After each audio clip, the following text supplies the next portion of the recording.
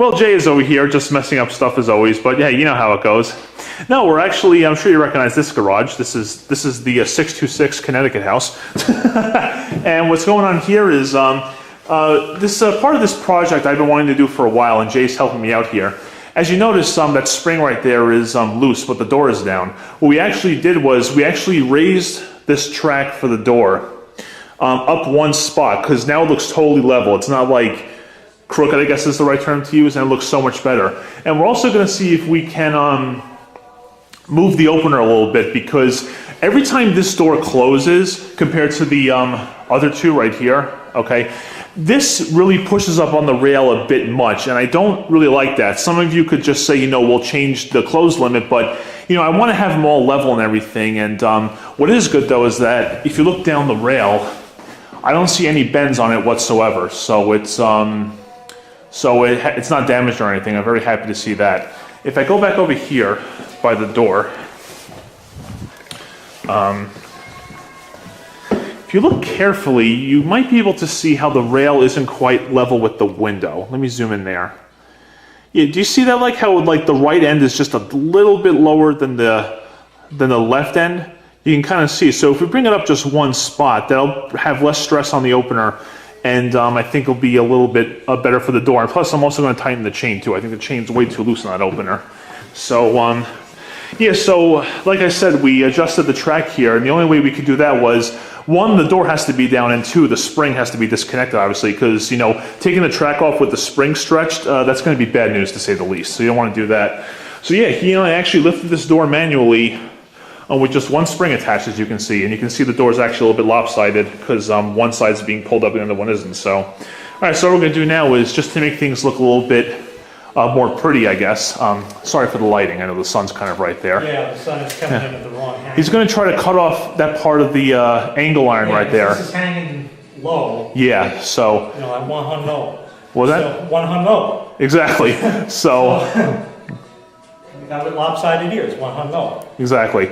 So he's gonna try cutting it with the grinder, and I guess we'll see how it goes from there. Yep. Cool. Okay, we can now relax because we did it, and it's now pinned in, and we're good. There's bad lighting because of the window, so we zipped that off. Not a great cut, but the problem was, I don't know if it showed before. I think it did. When the track here is not on this whole thing goes, yeah. So I had to cut it and kind of account for the angle. So anyway, it's good. There's enough meat on there, and it's nice and solid. So now we're gonna restring the cable there, get everything hooked in. We'll operate the door manually once or twice, and then we'll give it a final test with the opener. Well, putting his hands in places he shouldn't be. Wrong. We're getting the cable for the spring hooked back up. Everything, like I said, is bolted up nice. Looking good. So we're getting that up. We raised the door manually. That went up perfect. And we're just getting the cable hooked back up for the spring, and then we're going to try it with the opener. There we go. And we'll see how it goes. All right, we're going to do it manually first. I mean, this is such a simple operation, but oh yeah, springs are good. Everything's going as it should. Excellent, excellent, beautiful. Right on. That felt great. Yeah, and now, like Sharkie said, there's no gap. Yep. Because the other spring is attached. So we're good. Awesome. Okay, so now we gotta get the trolley down there and lock it in and do it electrically. Or open the door again. Yeah, one. well, it's in the open position, so once you stop and we'll... What do you want to do? What are you figuring out? Well, what, you want me to just operate it right now? Just figure out what you're going to do. Right. Get it hooked back in. Right. Yes. Why does it take so long? There you go. Right, okay. So now we go in the car so we could hit the button. We'll send the trolley down, look at it go. Choo choo! Choo choo! Right, good. And that should lock in a moment. Perfect. Yep. Okay. Excellent. Give her.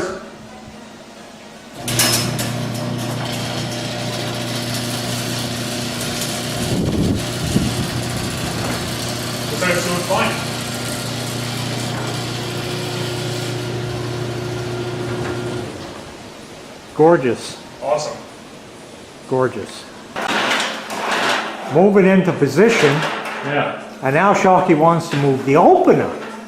Now the way this was installed, if you look, these angle iron pieces are straight up and down. Not really over there, so, or over there. Yeah, first they're one, at a how angle. much flexibility we have. Yeah, so what we're going to do is we're going to unbolt the opener and then see what we can do and then figure it out from there. So Sharkie's getting his rag in place, and now we're going to see the Millennial actually try to tackle a tight bolt and see if it works. Won't be the first time, huh?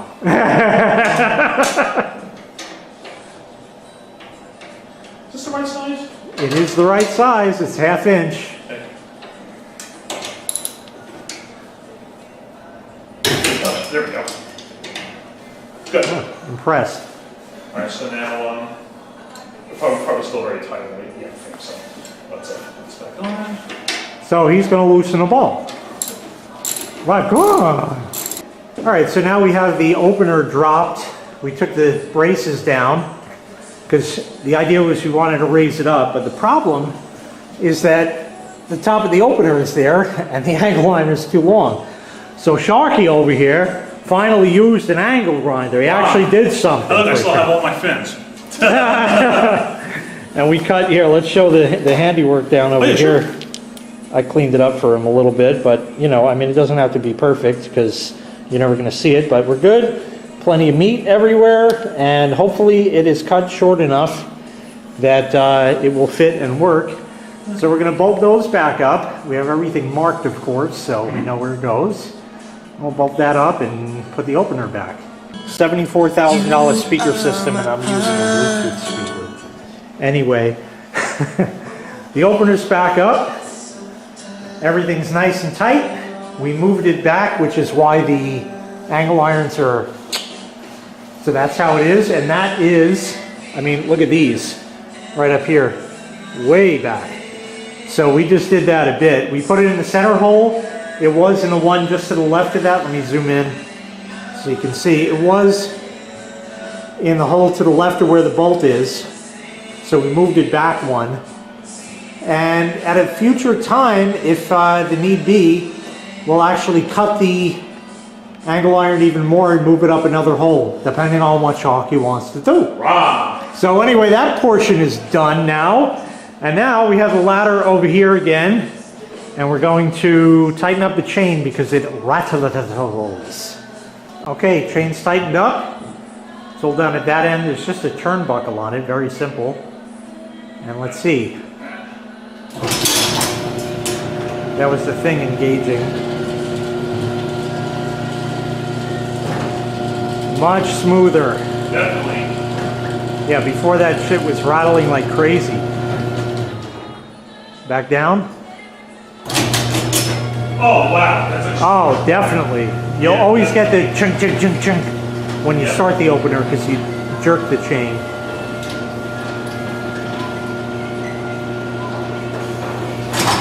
Let's go up one more. Sure. Mm-hmm. Oh, yeah. Much better.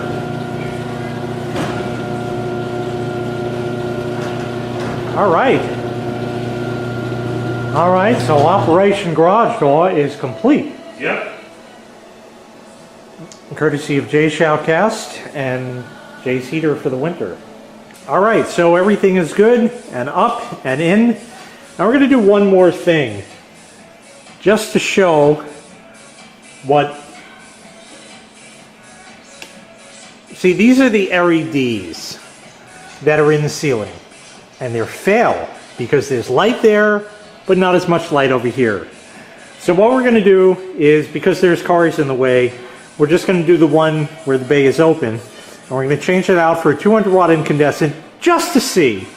And then, of course, we'll put it back because it's got a conserve hunt. So that's what it looks like, and we're going to change the bulb, and we'll come back and see what that looks like. Oh yes, the 200 watt incandescent. I don't have any spare 300, so we're going to go with that and we'll see. All right, we're all set. We're not going to run it for too long because these are plastic fucking sockets on the ceiling. Yeah. Got to conserve and go that way. Can't go. Ceramic. Can't go ceramic because you don't need it with LED because they don't get hot. Bullshit. Oh yeah, that definitely spread the light farther. Let's go over there and look. So? Okay. So if you notice, the ceiling is lit quite a bit more than the ceiling, if that'll focus, there we go, than the ceiling over there because LEDs are directional. They point down. Now, you'd say, oh, well, I want the light down because that's where I am.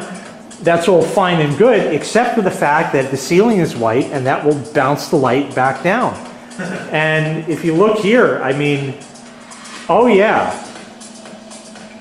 Honestly, the LEDs aren't too bad, but you can definitely see a marked difference in how nice that looks. And it lights the ceiling up nice too, so, you know, let me see if I can zoom in on that and hopefully the camera will adjust. Oh yeah, there we go. Maybe a little close.